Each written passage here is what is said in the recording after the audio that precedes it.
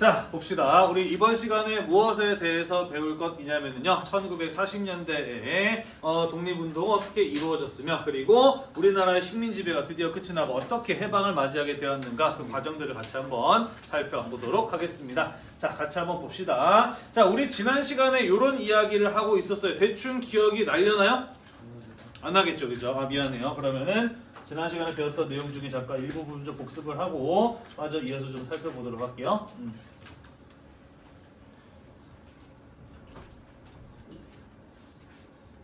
자, 우리 지난 시간에 1930년대 무장투쟁에 대해서 이야기를 했었는데 이런 이야기들을 하고 있었습니다. 만주에서 3부의 통합운동이 이루어지게 되면서 고개시 혁신의회와 국민부로 나뉘어졌었고, 그게 나중에 한국독립당과 조선혁명당, 한국독립군과 조선혁명군으로 바뀌면서 만주에서 일본에 의한 만주의 침략, 만주사변이 일어나게 되면서 중국인들의 항일 감정이 거세지게 되었고, 그러면서 한국인과 중국인들 간의 공동 항일 투쟁 같은 것들이 일어나게 되었다라고 이야기를 했습니다. 기억이 나시나요?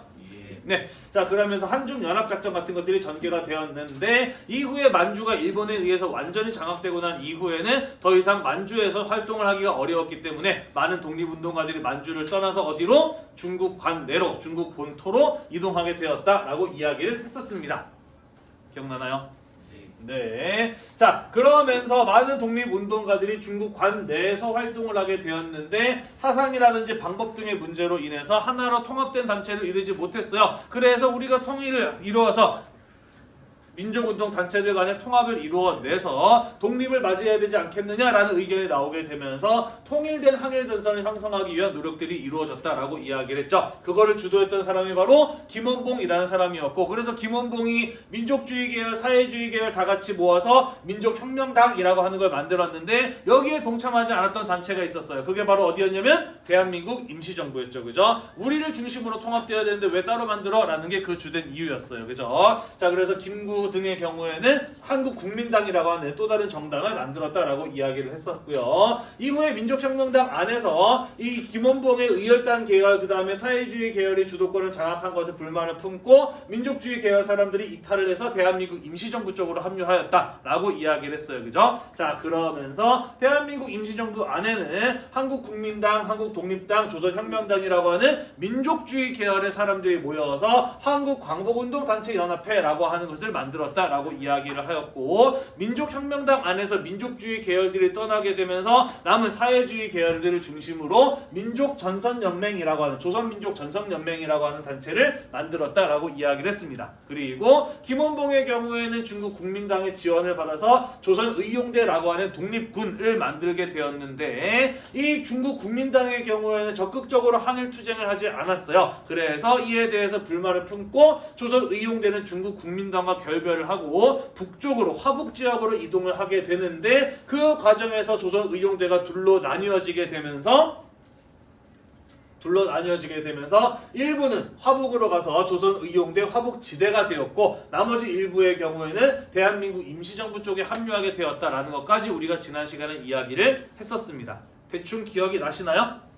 네, 자, 그 부분에 마저 이어서 이번 시간에 같이 한번 그 내용의 뒤에 내용들을 이어서 살펴보도록 할게요. 자, 같이 한번 봅시다. 자, 방금 이야기했던 것처럼 중국 국민당의 지원을 받아서 만들어졌던 조선의용대, 중국 국민당이 적극적으로 항일투쟁을 하지 않는 것 등에 불만을 품고 그들을 떠나서 화북지역으로 이동을 하고 있었는데, 그 가운데 일부의 경우에는 그대로 화북지역으로 이동을 해서 조선의용대 화북지대가 되었다라고 이야기를 하였고요.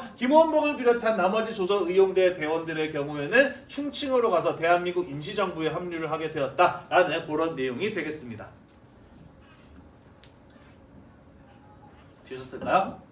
네. 자, 한편 이 화북 지역의 경우에는 어떤 세력들이 주로 활동하고 있는 지역이었느냐? 중국 공산당 계열의 사람들이 활동하던 사회주의자, 공산주의자 이런 사람들이 주로 활동하던 지역이 바로 이 화북이라고 하는 중국의 북쪽 지역이에요. 자, 그래서 이 중국의 화북 지역에서도 이 중국인들뿐만 아니라 많은 한국인 사회주의자들도 활동을 하고 있었다라는 것이죠. 자, 그래서 화북 지역에서 김두목을 중심으로 한국인 사회주의자들이 모여서 통합된 독립운동 단체를 만들었으니, 그게 바로 무엇이었냐면은 조선 독립동맹이라고 하는 것이었어요.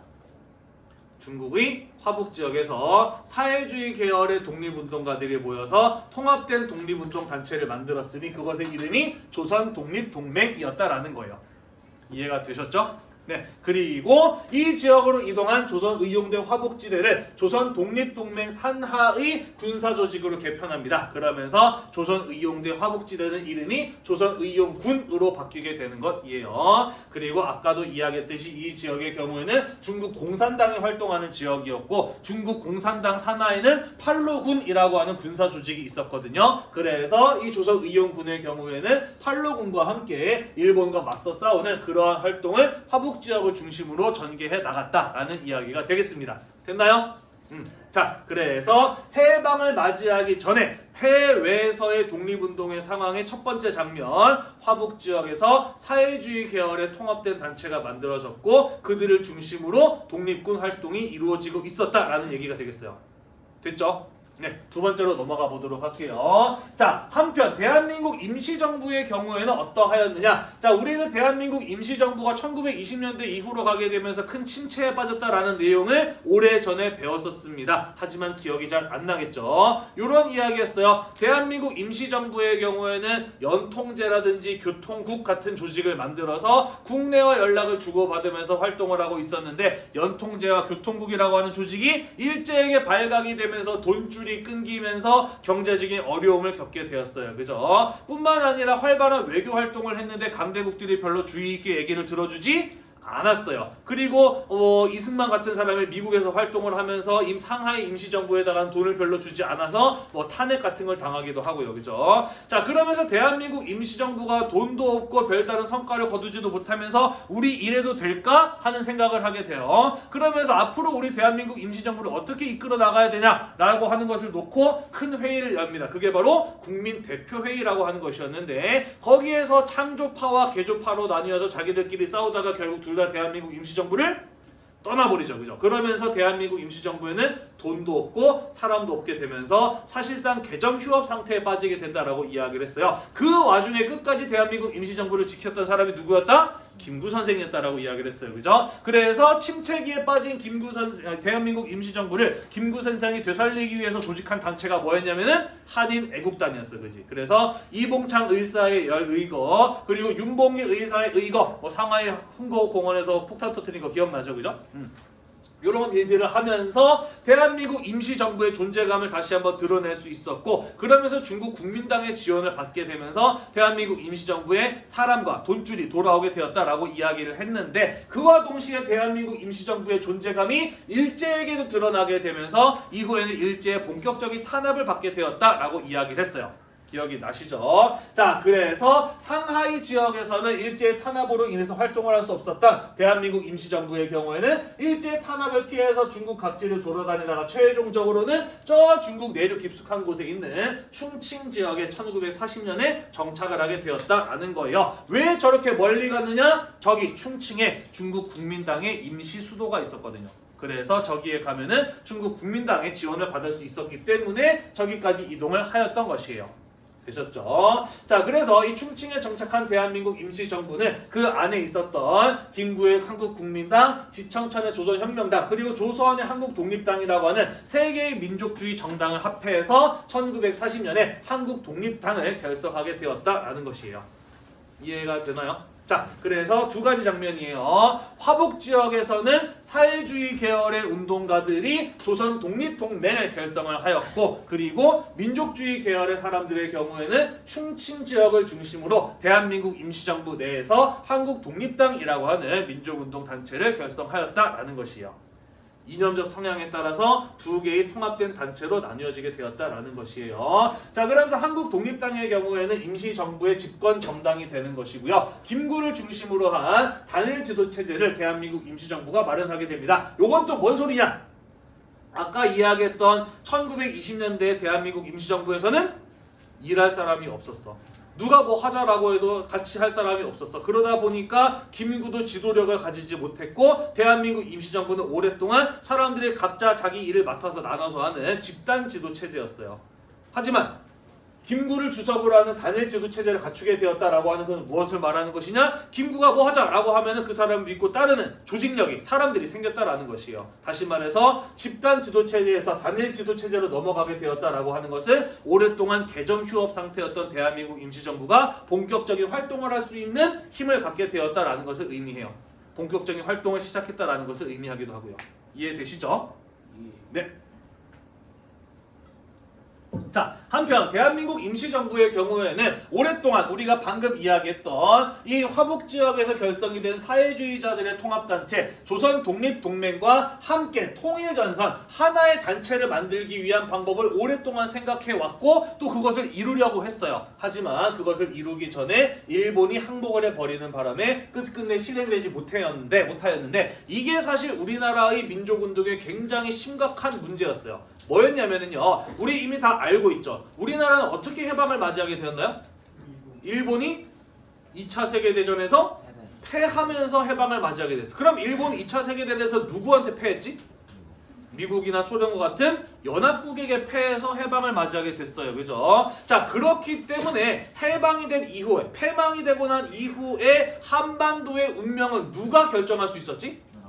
그렇죠. 일본을 패망시킨 연합국들에 의해서 결정될 수밖에 없는 상황이었다라는 것이죠. 자, 그렇기 때문에 이 한반도에 살고 있는 사람들, 한 민족의 의사가 이 연합국들에게 의사결정을 하는데 반영이 되기 위해서는 무엇할 필요가 있었느냐?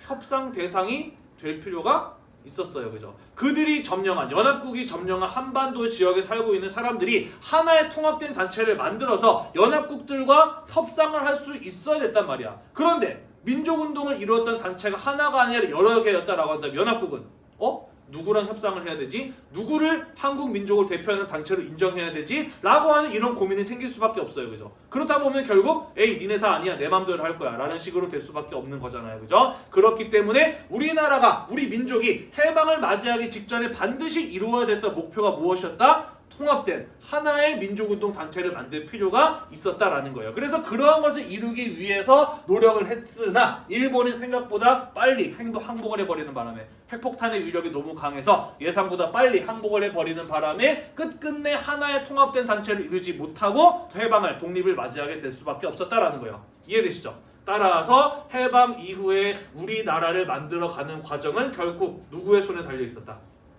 독립운동가들이 아니라 누구 손에? 연합국의 손에 달려있을 수밖에 없었다라는 소리가 되겠어요. 이해가 되시죠? 요거 되게 중요합니다. 이번 시간에 우리가 핵심적으로 배워둬야 될 내용이에요.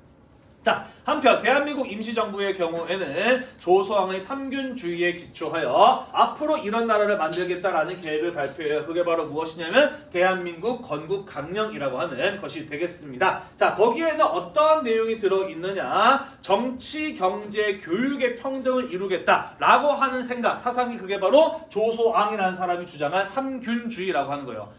정치의 균등, 경제의 균등, 교육의 균등을 이루는 나라를 만들자라고 하는 주장이 바로 조소왕의 삼균주의라고 하는 주장이었다고. 그래서 이것을 바탕으로 발표된 대한민국 건국강령에는 우리나라는 앞으로 민주공화국을 이루겠다, 토지개혁을 실시해서 사람들에게 땅을 나누어 주겠다, 대기업을 국가 소유의 것으로 만들겠다, 무상교육을 실시하겠다 같은 이러한 계획들을 발표하였다라는 것이에요. 여기서 뭔가 하나 이래도 되나 싶은 부분이 생각이 들어야 되는데 당연히 아무 생각이 안 들겠죠. 자, 어떤 부분에 무슨 생각이 들어야 되느냐? 아까 선생님 설명 안 하고 넘어갔는데, 자, 조선 독립동맹의 경우에도 앞으로 이런 나라를 만들겠다라고 하는 건국강령을 발표했어요. 민주공화국의 수립, 남녀의 평등, 토지의 분배, 의무교육의 실시 같은 내용이었습니다. 우리가 방금 살펴본 대한민국 임시정부의 건국강령의 내용과 어때요? 거의 유사하지 않나요? 의무교육, 토지개혁, 개혁국유화, 민주공화정 거의 똑같이 들어있네요. 그죠? 그런데 우리가 알다시피 얘네는 사회주의 공산주의 단체이고 대한민국 임시정부의 경우에는 민족주의 단체란 말이야. 그지? 그런데 왜 이 건국강령의 내용이 거의 비슷할까? 왜 그럴까? 그만큼 사실은 일제강점기를 거치면서 우리나라의 사회적 불평등이 어떠했다는 얘기일까? 심각했다는 얘기겠지. 그지? 그러다 보니까 사회주의 공산주의 단체뿐만 아니라 민족주의 단체에서도 앞으로 이런 나라를 만들자라고 하는 건국강령의 내용을 살펴보면은 의외로 사회주의적인 내용들이 많이 들어가 있는 이런 모습을 볼 수가 있다라는 것이죠. 대충 이해가 되시죠? 네, 아무튼 핵심은 뭐냐? 두 가지예요. 화북 지역에서는 조선 독립동맹이라고 하는 사회주의 공산주의에 통합된 단체, 그리고 충칭에는 대한민국 임시정부를 중심으로 하는 한국독립당이라고 하는 민족주의 계열의 통합된 단체가 만들어졌다. 그리고 이 둘이 해방을 이루어지기 전에 끝끝내 통합된 단체를 이룰 수 있었다, 없었다? 없었다라는 거 정도 기억을 하고 넘어가시면 될 것 같아요.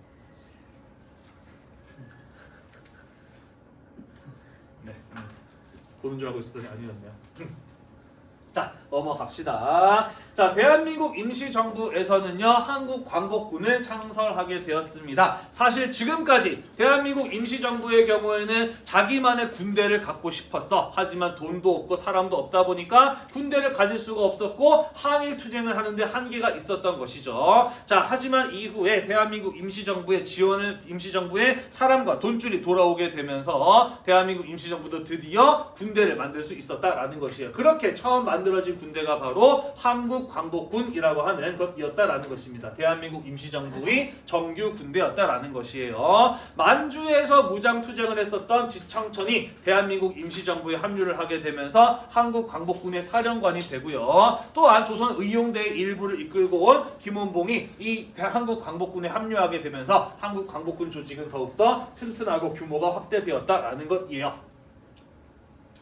자, 그러다가 1941년에 일본이 미국과 전쟁을 하게 되는 태평양 전쟁이 벌어지게 됩니다. 그러면서 대한민국 임시정부의 경우에는 대일 선전 성명서를 발표해요. 대한민국 임시정부의 이름으로 일본에게 선전포고를 한 것입니다. 요것도 굉장히 중요해요. 왜 중요했느냐? 아까도 이야기했듯이 우리나라의 해방은 독립은 어떻게 이루어졌어요? 일본이 연합국에게 패배하면서 이루어졌습니다. 그죠? 그렇기 때문에 일본이 물러가고 난 이후에 우리나라를 만들어가는 과정에서 우리 민족의 의견을 반영하기 위해서는 반드시 무엇할 필요가 있었느냐? 민족운동가들이 일본의 패망에 일정 부분 기여할 필요가 있었던 거예요. 민족운동가들이 연합국의 일원으로 일본과 함께 맞서 싸워서 뭐가 될 필요가 있었다?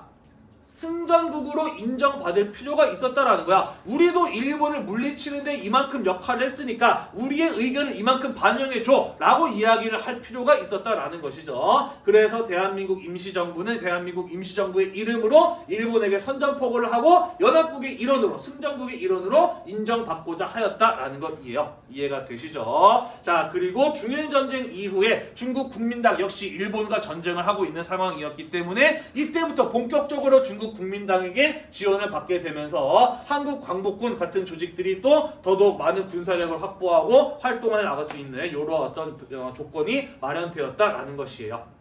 이해가 되나요? 네. 다만 이 한국광복군의 경우에는 이 중국 국민당의 지원을 받아서 활동하고 창설될 수 있었기 때문에 사실 중국 국민당의 간섭으로부터 자유로울 수는 없었어요. 그러다 보니까 우리 민족의 의사대로 생각대로 이 독립운동을 이뤄나가기 어려운 부분들이 있었다라는 것이죠. 하지만 이후에 중국 국민당과 꾸준한 협상을 통해서 독자적인 작전권을 확보해 나가는 이런 모습을 보이기도 하였다라고 해요.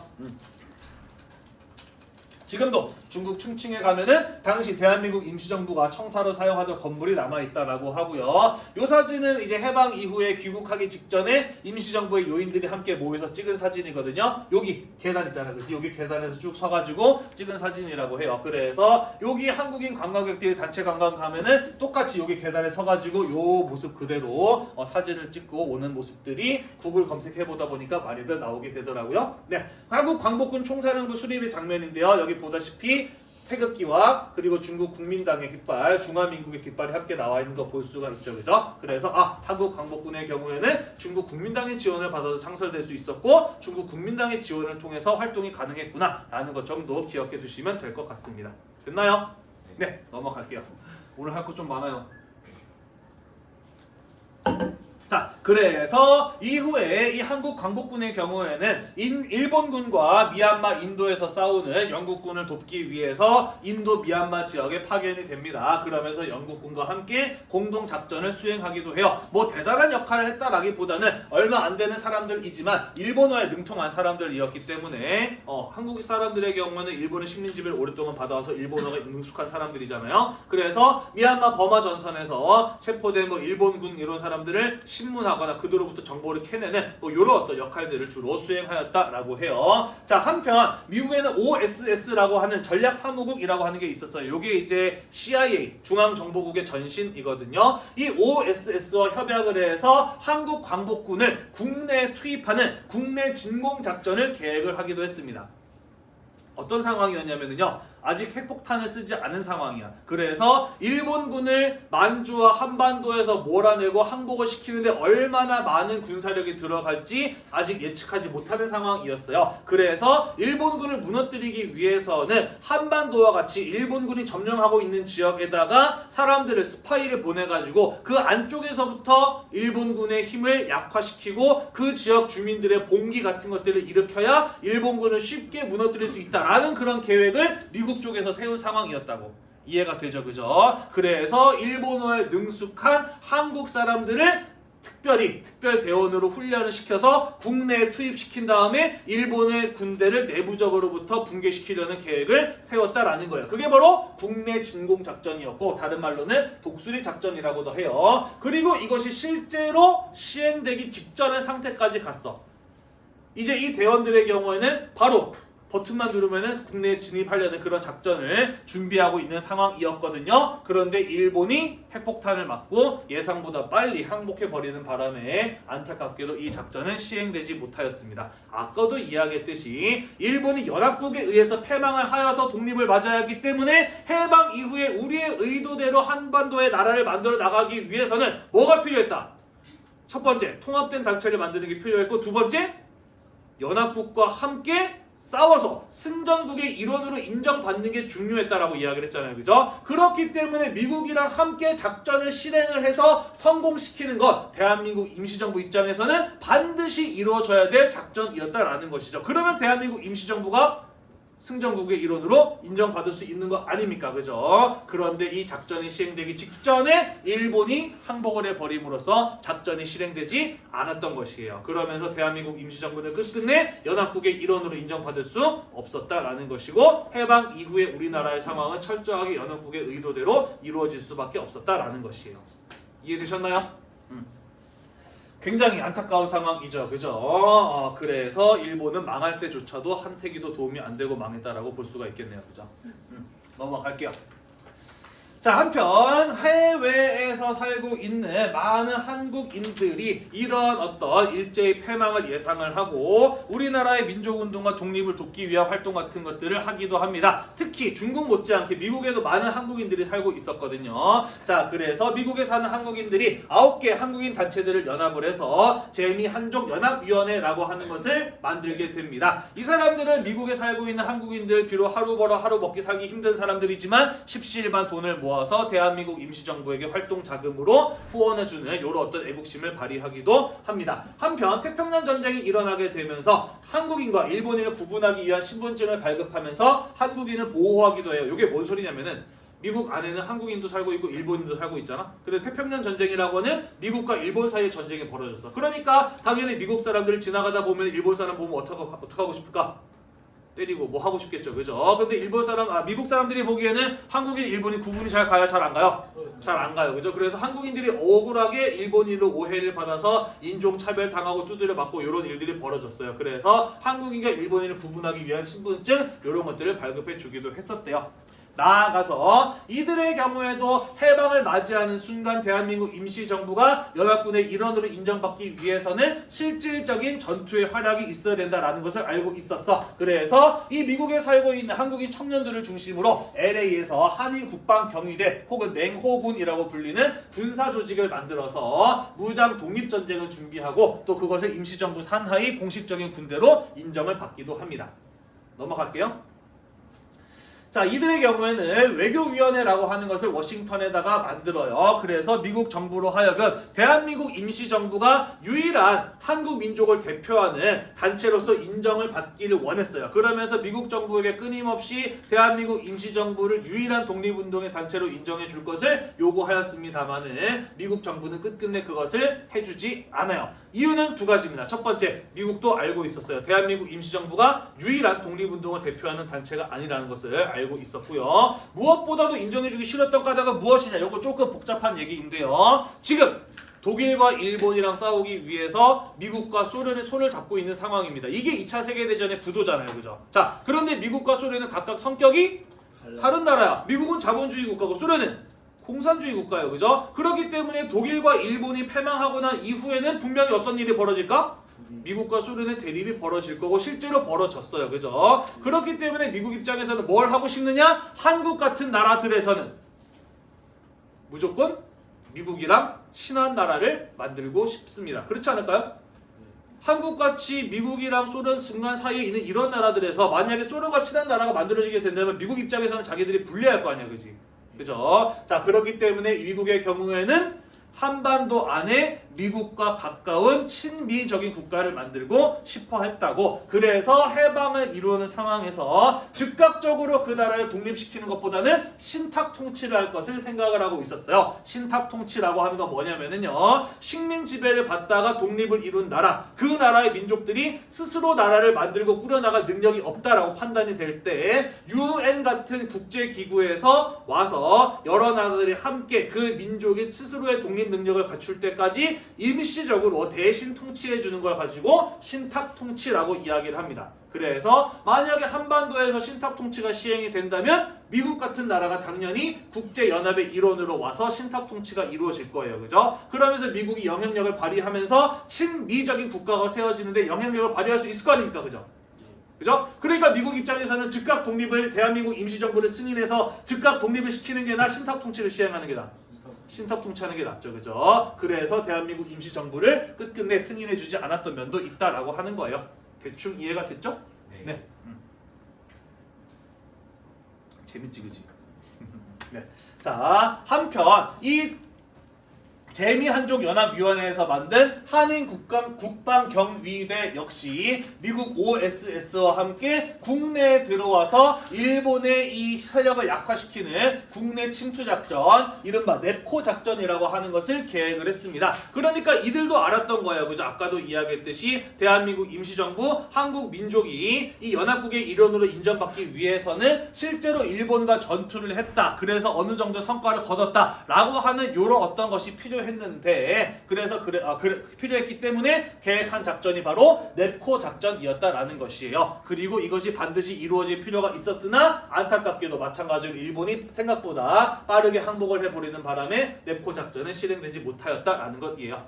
이해되시죠? 네, 이때 넵코 작전을 넵코 작전에 준비했었던 요원들 가운데 유일한 박사는 혹시 들어봤나요? 유한양행, 유한 킴벌리. 못 들어봤어요? 네, 그럼 넘어갔고요. 네, 우리나라의 중요한이라기보다는 유명한 기업, 약품 제조 회사로 유한양행이라고 하는 회사가 있어요. 그리고 그거 세운 사람이 미국에서 유학을 했던 유일한 박사 같은 사람이거든요. 그리고 이 사람의 경우에는 이때 넵코 작전 때 사실 이제 요원으로 투입되기 위한 훈련 같은 것들을 받았던 사람이에요. 그러다가 이제 작전이 실행되지 않으면서 해방을 맞이하게 되고 국내에 들어와서 이제 유한양행 같은 회사를 운영하게 되거든요. 이 사람 같은 경우는 아무래도 독립운동하는 사람이다 보니까 기업의 목적은 이윤의 창출이 아니라 민족과 국가를 발전시키는 데 있다라고 하면서 유한양행 같은 경우에는 굉장히 양심적으로 회사를 운영하고 나아가서 교육사업 같은 데다가 많은 기부금 같은 것들을 냈고요. 그런 기업이고, 유일한 박사 같은 경우에는 돌아가시면서 자기 전 재산을 사회에다 환원하게 됐던 그런 사람이기도 해요. 넘어갈게요. 자, 한편 요런 일이 벌어지고 있는 동안 한반도 안에서 국내에서는 어떤 것들이 이루어지고 있었느냐. 자, 사실 1944년쯤 가게 되면은 이제 2차 세계대전에서 일본이 패망할 것이라는 것을 누구나 예상할 수 있는 상황이 됩니다. 일본이 질게 불 보듯 뻔히 보이는 상황이었다라는 것이죠. 자, 그러한 상황에서 해방 이후의 상황을 준비했던 인물이 있었으니 그가 바로 누구였냐면은 여운형이라고 하는 사람이었습니다. 자, 여운형이라는 사람이 뭘 준비했느냐. 자, 봅시다. 지금 한반도의 경우에는 일본의 식민지 정부에 의해서 통치되고 질서가 유지되고 있는 상황이에요. 그죠? 그런데 일본이 2차 세계대전에서 패망하게 되면서 일본이 한꺼번에 싹 다 한반도에서 빠져나가 버리면은 어떤 상황이 벌어질까? 지금 한반도의 정부는 일본의 식민 정부야. 그런데 일본이 패망하면서 걔네들이 떠나버리게 되면 어떤 상태가 돼요? 정부가 없는 어떤 상태? 무정부 상태가 돼버립니다. 그죠? 그러면은 한국 사회에 엄청난 혼란이나 그런 것들, 사회적인 혼란 같은 것들이 벌어질 수 있잖아요. 그죠? 그렇기 때문에 일본이 싹 빠져버리게 되었을 때 일본을 대신해서 국내 질서를 유지할 수 있는 정부의 역할을 대신할 수 있는 조직이 반드시 있어야 되겠죠. 그죠? 이해되죠? 무슨 말인지. 자, 그래서 그런 조직이 필요하다라고 생각을 해서 일본이 패망하기 전부터 그런 조직을 준비했던 인물이 바로 여운형이라고 하는 사람이었고, 그렇게 만들어진 조직이 바로 조선건국동맹이라고 하는 조직이었다라는 것이에요. 이해가 되시죠? 여운형이라는 사람 혹시 수업 시간에 많이들 얘기했었는데 기억이 나나요? 나 진짜? 뭐 했던 사람이었지? 네, 일단 들어본 기억은 나요. 오케이, 고마워요. 상하이에서 신한청년당이라고 하는 단체로 활동하고 있었고요. 그리고 파리 강화회의가 열릴 때 미국 대표가 상하이에 들려서 파리 강화회의에서 조만간 민족 자결주의 선언이 이루어질 것이다 라는 정보를 제일 먼저 입수해서 전국 각지, 세계 각지의 민족운동가들한테 연락을 해서 3.1운동을 기획했던 사람이 바로 이 여운형 선생이라는 사람이에요. 그러면서 대한민국 임시정부가 만들어지는 데에도 중요한 역할을 했었고요. 이후에 대한민국 임시정부가 침체기에 빠지게 되면서 이 사람은 한때 중국에 있는 어느 대학교에 가서 체육학과 교수로 재직을 하기도 합니다. 지금 사진을 보면 알겠지만 이 사람 몸이 굉장히 좋잖아요. 독립운동가이자 민족운동가이자 사업가인 사람인데요. 또 우리나라 첫 번째 체육회 초대 대한체육회 회장을 맡았던 만큼 굉장히 헬스, 건강, 운동에도 관심이 많은 사람이었습니다. 요즘 말로 하자면 헬창 같은 사람이었죠. 그래서 옛날 사람에도 불구하고 몸이 굉장히 좋잖아요. 사람들 모아두고 막 강연회 같은 거 하다가 사람들이 여러분들처럼 꾸벅꾸벅 졸고 있고 관심이 떨어지고 있어. 그러면 우통을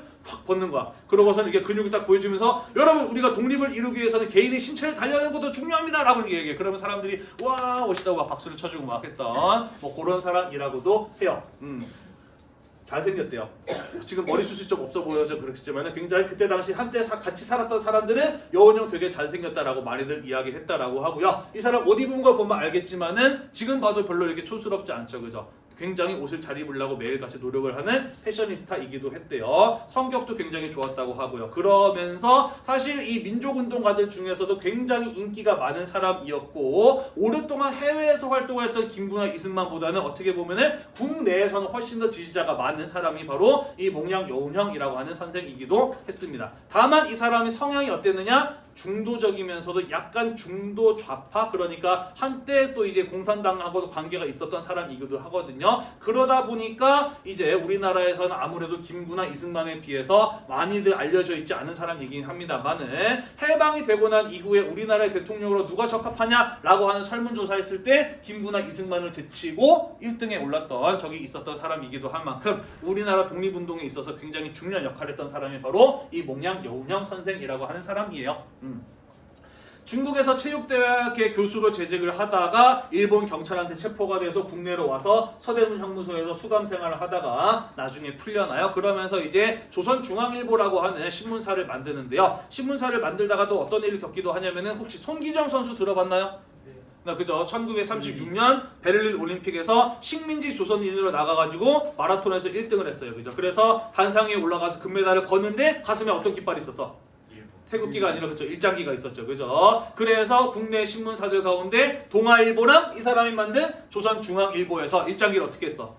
지우고서는 신문에다가 그 사진을 그대로 보도를 했어요. 그죠? 그래서 그 사건을 계기로 이 사람이 운영하던 조선중앙일보 같은 신문사가 폐간되기도 했었다라고 합니다. 하지만 아까도 이야기했듯이 이 사람의 경우에는 오랫동안 민족운동을 국내에서 주도해왔던 사람일 뿐만 아니라 사역가이기도 하고 사람들에게도 인기가 많은 사람이다 보니까 일제라고 할지라도 사실 여운형 같은 사람은 쉽게 대할 수 없었다라고 해요.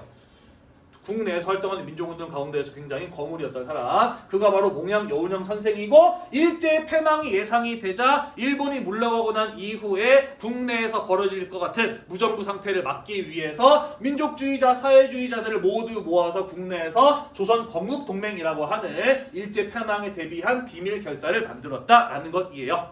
이해가 되시죠? 네, 그러면서 전국적인 조직으로 확대시켜 나가고 농민들의 동맹 조직을 만들기도 하고요. 징병징용으로 끌려갈 사람들을 숨겨주기도 하고 공출 반대 운동 같은 것들을 전개하면서 일제 침략 전쟁을 방해하는 이런 모습을 보이기도 합니다. 그리고 이 사람 역시 알고 있었어요. 무엇을? 해방을 맞이하는 순간에 두 가지 역할이 필요하다. 첫 번째 뭐? 통합된 단체를 만들어야 된다. 또 하나? 일본이 패망을 하는데 기여했다는 것이 필요하다. 두 가지를 알고 있었어요. 자, 그래서 이 조선 건국동맹을 중심으로 민족주의 계열의 임시정부와 사회주의 계열의 조선 동맹과 연합을 해서 국내에서 일본의 패망에 기여를 할 수 있는 무장 봉기를 계획을 했습니다만은 이 역시 어떠하였다? 여운형의 예상보다 일찍 일본이 항복을 선언하는 바람에 이들과의 통합과 연합작전 같은 것들이 이루어질 수 없었고 그 결과 국내에서 결성된 민족주의와 사회주의가 연합한 조선 건국동맹조차도 결국에는 연합국의 일원을 인정받지 못한 상태에서 해방을 맞이하게 되었다라는 거예요. 그러다 보니 결국 해방 이후에 어떤 나라를 만들어 가게 되는가는 이런 어떤 민족운동가들의 손이 아니라 100% 연합군의 손에 달려있을 수밖에 없었다라는 얘기가 되겠습니다. 이해됐나요? 네, 우리가 이제 중간고사 이후에 해방 이후의 상황에 대해서 배울 텐데요. 이거 배우기 전에 딱 세 가지만 기억하도록 합시다. 화북에는 조선 독립동맹이라고 하는 사회주의 단체가 있었다. 충칭에는 대한민국 임시정부라고 하는 민족주의 단체가 있었다. 그리고 국내에는 그 중간적인 중도적인 성향을 갖는 여운형의 조선 건국동맹 세 개의 단체가 있었다라는 것 정도는 기억하고 넘어갔으면 좋겠네요. 됐나요? 네, 여기서도 건국 강령 이런 거를 발표하기도 했어요. 마지막. 자, 어쩌다가 한반도가 해방이 되는지 그 마지막을 살펴보도록 합시다. 자, 1943년 이집트 카이로에서 독일과 일본의 패배가 예상이 되자 연합국 국가들이 모여서 이들이 패배하고 난 이후에는 세계 질서를 어떻게 만들 것인가를 논의하는 회담을 열었습니다. 그게 바로 카이로 회담이라는 것이고요. 중국 국민당의 지도자인 장제스, 미국 대통령인 루스벨트, 영국 수상 처칠이 모여서 논의했던 회담이 바로 카이로 회담이라고 하는 것이었습니다. 여기에서는 한국의 독립이 최초로 논의가 되었었거든요. 중국의 대표였던 장제스는 뭐라고 이야기를 했느냐? 아까도 이야기했듯이 중국 국민당의 경우에는 대한민국 임시정부를 지원해주는 단체였어요. 그죠? 그래서 해방 이후에 한국을 독립시키자라고 하는 것을 약속을 하고 그것을 우리 회담 성명서에 넣자라고 이렇게 장제스가 제안을 했어요. 하지만 누가 반대했느냐? 미국 쪽에서 반대했습니다. 왜? 아까도 이야기했듯이 미국은 해방 이후에 한반도에서 무엇을 계획하고 있었어요? 신탁 통치를 계획하고 있었어요. 그죠? 그러면서 미국과 가까운 성향의 정부를 만들 것을 구상을 하고 있었거든. 그래서 아니다. 그러지 말고 신탁 통치를 일정 기간 하자라고 하면서 미국 쪽에서 반대 의견을 제시했어요. 그러면서 끝까지 최종 합의는 보지 못했습니다만은 어찌되었든 적절한 시기에 한국이 좀 자유롭고 독립적으로 될 것이라고 하는 한국의 독립에 대한 내용이 이 카이로 회담 결의문에 포함될 수 있었다라는 것이에요. 물론 이러한 것이 나올 수 있었던 까닭은 무엇일까? 민족운동가들이 오랫동안 일제의 식민지배에 맞서서 꿋꿋하게 독립을 원한다라고 하는 것을 보여주었고 그 의견을 연합국들에게 전달하였기 때문에 연합국들의 판단 안에 한국의 독립이라고 하는 내용이 들어갈 수 있었던 것이겠죠. 그죠? 그렇기 때문에 우리의 독립운동이 해방에 독립에 아무런 영향을 미치지 못했다라고 볼 수는 없겠네요. 그죠? 넘어갈까요? 자, 그러다가 독일이 거의 패배할 것이 확실시되는 상황에서 그 얄타라고 하는 그 지중해 아니지 흑해 연안에 있는 휴양 도시에서 미국, 영국, 소련이 만나서 이후에 어떻게 할 것인가를 논의했던 회담이 열렸으니 그게 바로 1945년의 얄타 회담이 되겠습니다. 독일과의 전쟁이 끝나고 난 이후에 어떻게 할 것인가를 논의했는데 이때 소련이 일본과의 전쟁에 참여할 것을 결정하게 됩니다. 공식적으로 발표는 안 됐고요. 비밀 협정의 내용에 이런 것들이 들어가 있었어요. 자, 왜 소련이 일본과의 전쟁에 참여할 것이 결정이 되었을까? 솔직히 미국 입장에서는 소련이 참여하는 게 좋았을까 싫었을까? 싫죠. 그죠? 하지만 왜 요거를 참여하게 되었느냐? 아까도 이야기했듯이 이때는 아직 뭐가 떨어지기 전이었다. 핵폭탄이 떨어지기 전이었다. 일본의 저항이 얼마나 거셀지 예상할 수 없는 상황이었다. 미국 혼자서 일본이랑 싸우다 보면은 어마어마한 피해가 예상되었기 때문에 소련이 일본과의 참전에 결정을 하였다라는 것이고, 그러면 소련은 왜 일본과의 전쟁에 참전을 하였느냐? 러일 전쟁 때 빼앗겼던 땅들을 회복할 수 있을 것을 기대했기 때문이었다라는 거예요. 이해가 되시죠? 네. 그 이후에도 여러 가지 내용들이 들어가 있었는데요. 뭐 민주 세력에 의한 임시정부의 구성, 자유선거 실시의 원칙의 마련 같은 것들이 얄타 회담 안에 들어가 있었습니다. 1945년쯤 오니까 슬슬 칼라 사진들 나오죠, 그죠? 이게 나중에 복원된 건지 아니면 실제 칼라 사진인지 모르겠는데 아무튼 점점 칼라 사진들 나오고 있습니다. 넘어갈게요. 자, 그리고 1945년 5월 달에 독일이 항복을 하게 되고요. 그 이후에 열린 회담이 바로 포츠담 회담이라고 하는 것이었습니다. 독일의 포츠담에서 열린 회담이고요. 영국의 클레멘트 수상과 미국의 트루먼 대통령, 소련의 스탈린이 함께 모인 자리였다라고 보시면 되겠습니다. 이 전쟁 이후에 독일을 어떻게 처리할 것인가, 그리고 앞으로 남아있는 일본과의 전쟁을 어떻게 해나갈 것인가를 논의했던 자리가 바로 포츠담 회담이라는 곳이었고요. 그리고 여기서 일본에게 아무런 조건 없이 항복을 요구할 것 같은 것들이 결정이 되었고, 카이로 선언의 모든 이 조항들 이행할 것을 강조했습니다. 그래서 한국의 독립이 최초로 약속되었던 카이로 회담의 내용이 이 포츠담 회담 때 다시 한번 재확인될 수 있었다라는 것이에요. 되셨죠? 네, 마지막 장면으로 가보도록 하겠습니다. 자, 그리고 1945년 8월에 미국이 히로시마 나가사키에 원자폭탄을 떨어뜨리게 되죠. 자, 그러면서 일본이 굉장히 큰 피해를 입게 되는 것이고요. 이후에 소련이 얄타 회담의 내용대로 일본에게 선전포고를 하면서 만주와 한반도로 진격을 해오게 됩니다. 그러자 굉장히 거센 저항이 일어날 것이라고 생각했던 일본, 사실 이때 의외로 되게 힘이 많이 빠진 상태였거든요. 그래서 예상보다 일찍 1945년 8월에 일본이 무조건 항복을 선언하게 되면서 우리나라는 광복 해방을 맞이하게 되었다라는 것이에요. 이때 당시 핵폭탄 어떤 식이었느냐? 비행기가 붕 가서 비행기에서 떨어뜨려서 폭발하는 방식이었어요. 그리고 나중에 미사일이 개발이 되죠. 자, 여기 나와 있는 이 장면은 일본의 히로히토 천황이 항복 문서를 읽는 장면입니다. 오금 방송이라고 하는 것을 하는 장면이고요. 여기 가운데 있는 장면의 경우에는 미국 외무대신이 시게미스 마모루라고 하는 사람이 미국 전함 미주리호에 가서 이 항복 문서에 사인을 하는 장면이고요. 요건 어떤 장면이냐면요, 이 사람이 누구냐면 우리에게도 유명한 태평양 사령관 메가더 장군이에요. 그래서 메가더 장군이 일본을 점령하면서 들어오게 되는데, 이때 메가더 장군은 사실 일본의 천황이란 존재 자체를 아예 없애버리려고 했어. 그런데 그때 일본 천황이 협상하러 옵니다. 당신이 만약에 일본의 천황제를 그대로 유지시켜준다면 내가 일본 국민들이 미국 군정에 협조하도록 잘 이끌겠다. 당신들이 일본 사회를 안정시킬 수 있도록 내가 적극적으로 협조하겠다라고 제안을 합니다. 그래서 둘 사이의 협상이 이루어지게 되면서 메가더는 일본 천황의 존재를 그대로 남겨놓게 되는 것이죠. 네, 약간 표정이 좀 떨떠름하고 굉장히 기뻐하는 표정이 좀 보이지 않나요?